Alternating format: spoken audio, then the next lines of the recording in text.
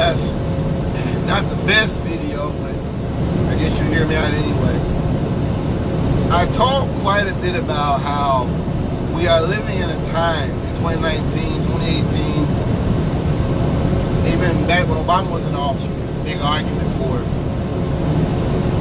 where the Caucasian is at war with his own society. And I'm speaking about conservatism, the rednecks, white trash. I'm speaking about them specifically. And I'm also talking about the camp followers. I'm not just talking about, see, white folks, they want to say, and this is a dead end here, they try to make it out like, well, this particular mass shooter wasn't white, or he wasn't, this particular bomber wasn't white, like the one that done the bombs in the mail. Completely irrelevant, because what we see is it's the colonist mindset, it's the colonist philosophy. Does that make sense? And there's history books all about how the Irish became white, how the Jews became white, how the Asians became white. There's a lot of books out there about that. I'm not going into that. And you'll say, well, technically they're not white, technically they're white. That isn't the point. I'm talking about white Caucasian culture. I'm talking about salute the flag, fight in the military. I'm talking about that culture of white supremacy, of needing to be at war constantly, those type of things, that ideology of white supremacy. These rednecks, I talk a lot about how with Trump, they see, and I was listening to Young Turks today before I come to work this morning, and the guy was talking about this very issue, that they're angry, they think, they see Trump, they see what they want to be, they see what they want to have. Oh, they were talking about how Bolton, I guess, or Bannon, he said that when they find out about Trump's tax stuff, that he's going to lose a lot of supporters because there's a lot of crime, a lot of criminal stuff in there. I don't know. I'm not putting no hope or nothing in that, because that's what I want to talk about. Overwhelmingly, I'm opening the door right now. Overwhelmingly, I realized that the Caucasian is at war with his own society. He's angry because he can't do it like he done before. These white men today, they can't do it like their grandparents did it. They can't lock you up for a little bit of weed. They can't just call the police on you and get you locked up on some bullshit no more. They can't do it. Or it's hard to do it now. It's harder to call you the N-word. It's because there's consequences now. And we're watching video upon video upon video upon video showing you how they go up in restaurants with the Trump hats on talking shit. It didn't people confront them that when they wear that stuff, it's something like a gang member, right? Like a gang member showing his colors. We got plenty of folks that are gang members that don't walk around with a damn blue flag gripped around their head or sticking in their pocket. Okay, you got plenty of gang members who be low key. I know that, okay? But when they wear all that regalia, the hat, the shirts, and which I've never seen, that's basically what they're saying is, I'm down for the gang. I'm down for the mission. For the ideology. But they're at war with their own society because it's not successful. Not the way they want it to be. So they're engaging in violence, shooting up schools and churches. And all I see on YouTube is talking about Antifa. Talking about how we need to use, when I look at stuff on the Nazis or World War II or something, we need to use on the Antifa. And I'm sitting there like, it's crazy because years ago, I was talking to her about how communists robbed banks back in the day to raise money, done all this kind of stuff back in the day to raise money and shit. And I've got to tell you, if you're black and you can't get loans because you're black, or you can't get certain things because of where you live in a black community, then I don't think you're not going to look at the world as the way I do. Which I still don't have full rights as a black man. I know that, but I'm saying it ain't the same. Whereas Whereas back then, they really didn't give a fuck about you being black. So for black people robbing banks, that's different. It's like when they walked up in the Capitol in California with them guns, I can tell you, I would have done the same if I lived back then. There's no question. I'd have been busting caps for them crackers. I'd have been a terrorist, man. I'd have been a weatherman. No question. If I lived back then, no question whatsoever. No question, brother. No question. Because you live within a system that doesn't respect you.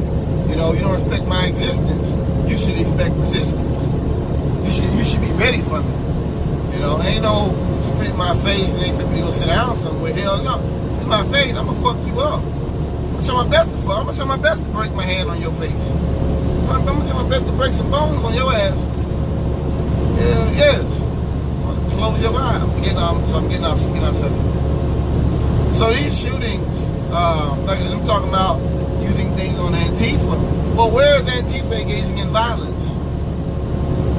Where, you know what I mean? Thank God they're not. Thank God they have not done, like I said before. Looking at the Black Panther, looking at other social organizations in the past, they may have committed crimes, but when you're dealing with institutions that are doing things to hurt you anyway, and don't care about you or your rights anyway, who fucking cares? I don't blame them. I don't blame them for doing those things. You know? They're not helping you. They're not respecting your community. Why should you respect them? It's not that. You know? The same thing going on right now.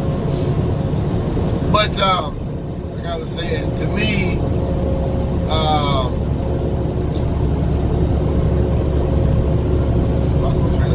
to me, the Caucasian is at war with his own society.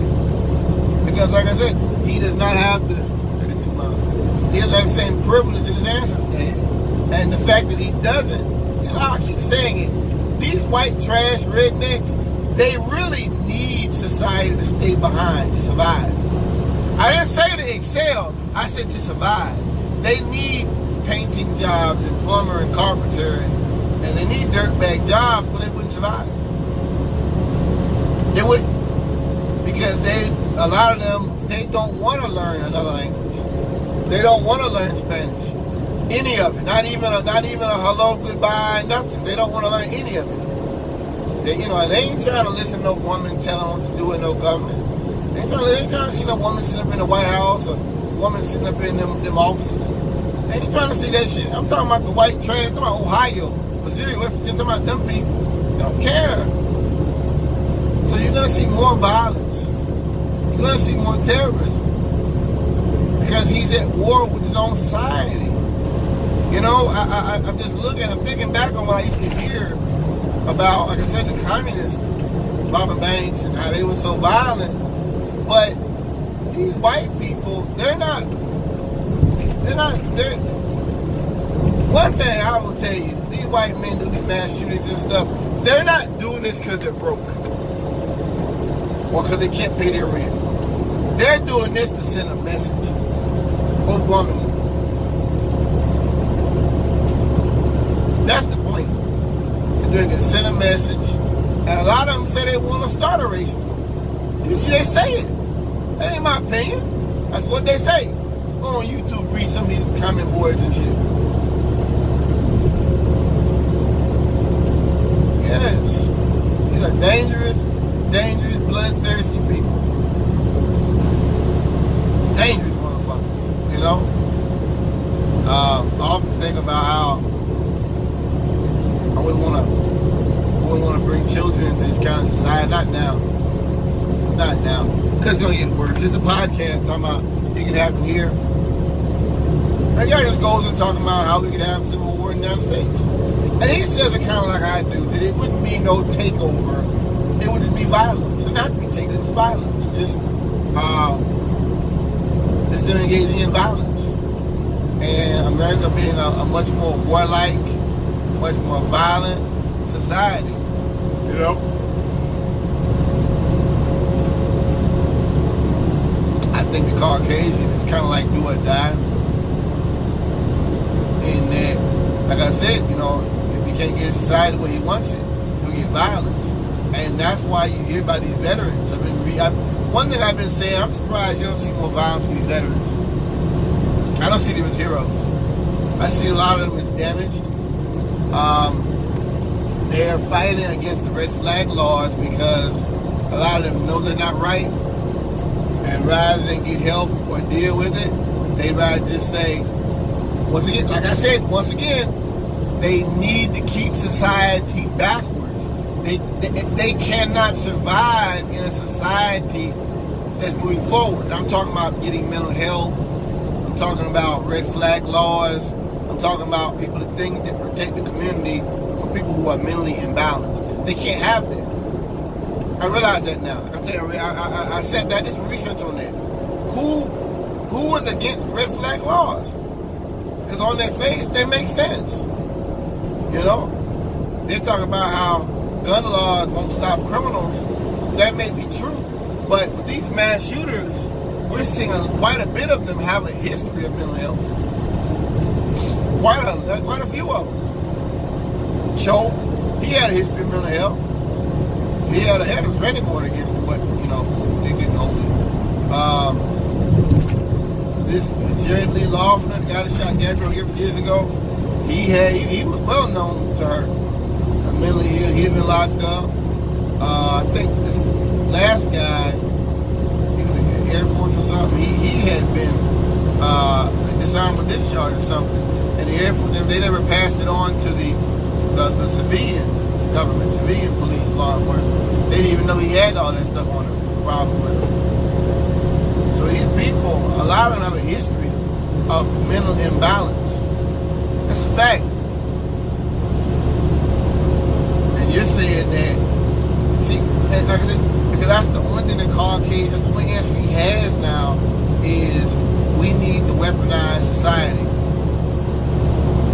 Every teacher should have a gun. Everybody should have a gun. And then we have black kids with a toy gun that get shot down in seconds.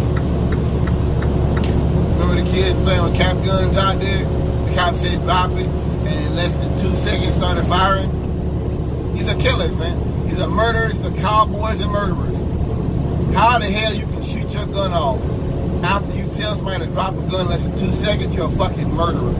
You're a murderer with a badge. I have no other way to explain it than that. You are a fucking murderer with a badge. You have no respect. You have no feeling for the people that you're serving. I was taught differently. You got to put yourself in the shoes of other people. Instead, these are soldiers out here, man. Using, like the brother said, Nation of Islam, they use soldier tactics, war tactics. That's what this is, man. War tactics. Yes, war tactics.